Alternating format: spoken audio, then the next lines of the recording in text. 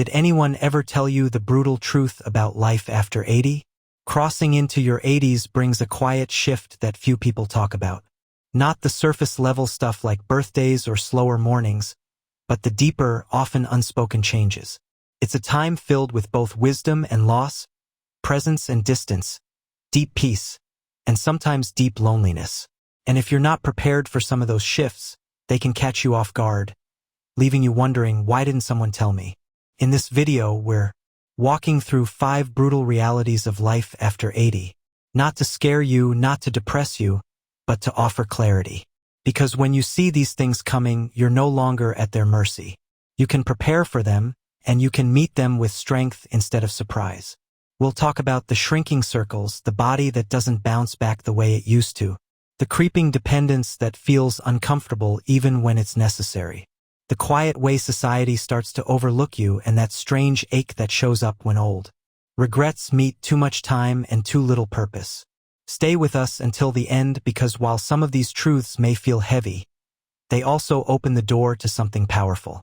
Acceptance, resilience, and a chance to shape the final stretch of life with the kind of dignity no one else gets to define but you.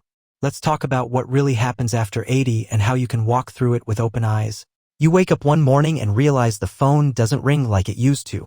The invitations slow down. The family visits grow shorter, more rushed. People still love you, but they're busy or distracted or dealing with their own aging in different ways. And slowly, the everyday interactions that once kept your life rich with voices and laughter start thinning out. This isn't something anyone prepares you for. In your 60s and even 70s, most people are still around. There's energy, movement, check-ins. But after 80, there's a shift. You begin to outlive people. You begin to outpace conversations. And that shift is quiet. So quiet that at first, you might not even notice it's happened. I knew a man named Walter, 84, who used to go to the same coffee shop every morning for years. The staff knew his order. His friends met him there without texting first. It was a rhythm. But over time, those friends stopped coming. Doesn't come to you the way it once did. You have to go get it. And that takes courage. But you've made it this far.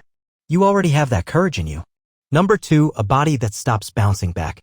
By the time you reach 80, your body doesn't whisper, it speaks clearly. The little aches that used to come and go now linger. The fatigue that once passed after a nap might stretch into the next day. And the truth that catches many people off guard is this. After 80, even small health problems can change. For minutes and 8 seconds, your life overnight. You might wake up feeling fine. Go about your day, and by evening something feels off. A little dizziness, a sore leg, a cough that sticks around longer than expected, and suddenly you're sitting in a waiting room hearing words like monitoring, imaging, or possible admission. What used to be brushed off with rest now demands attention. And often there's no going back to how things were before. What makes the stage so difficult isn't just the physical pain, it's the unpredictability. You can do everything. She loved tending her backyard garden, walking the neighborhood, staying engaged with her book club. But after a minor fall while trimming a rose bush, everything changed. It wasn't the injury, it was the aftermath. Weeks of rest turned into months of reduced strength. Her confidence slipped. I thought I was just taking a break, she said, but my body treated it like a full stop. That's the part no one tells you. At 80, rest is not always restorative in the same way. It can turn into decline if you're not careful. And sometimes, even when you're careful, your body needs to slow down anyway. You realize you're not bouncing back. You're adapting forward. But here's the strength in knowing this. You start honoring your energy more wisely. You learn to pace yourself, not out of fear, but out of respect for what your body has carried you through. You treat health not as a guarantee, but as a daily practice, a sacred one. And even though part of you still feels capable, another part knows some things aren't as easy anymore. What makes this reality difficult isn't just the physical shift. It's the emotional one. For those who've lived decades taking care of others, the thought of becoming the one who needs help can feel deeply uncomfortable. You may start feeling like a burden. Or you may begin hiding what you can't do, skipping the grocery trip, not telling your kids you tripped, trying to fix the light bulb on your own even though your shoulder's been hurting for weeks. The desire to stay independent doesn't go away. If anything, it grows stronger. But the truth is, independence after 80 looks different than it did at 60. It's not about doing everything alone. It's about knowing when to ask for help and being brave enough to accept it. I knew a man named Eugene, 85, who prided himself on doing everything himself. He had lived through war, raised 4 kids, built his own shed out back with nothing but spare wood and determination. But one winter, he slipped on his icy driveway. No broken bones, just bruised pride. He didn't tell anyone. But to the doctor or carry that heavy bag, you're actually giving yourself more years of doing what matters most. And not all help has to come from people. It can be a grab bar in the shower, a stool in the kitchen, a reminder on the fridge. These little supports don't take away your dignity. They preserve it. After 80, the bravest thing you can say might just be, I could use a hand. Because the older you get, the more strength you show by choosing safety over pride, peace over struggle, and connection over isolation. Number 4. A presence the world starts to overlook. One of the more painful realities of life after 80 isn't about your body or your memory.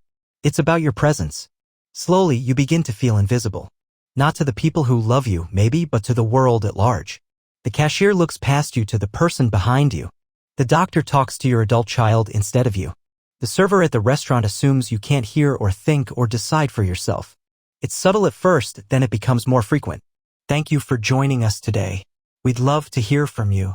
Leave a comment below and share one thing you learned today and how you plan to use it in your life. Your thoughts are important to us, so don't hesitate to share them. Reading your comments gives us great motivation and encouragement. If you enjoyed this video and found it helpful, please like, subscribe, and share. Your support helps us continue creating good content to inform and inspire you. Thanks for watching, and we look forward to seeing you in the next video.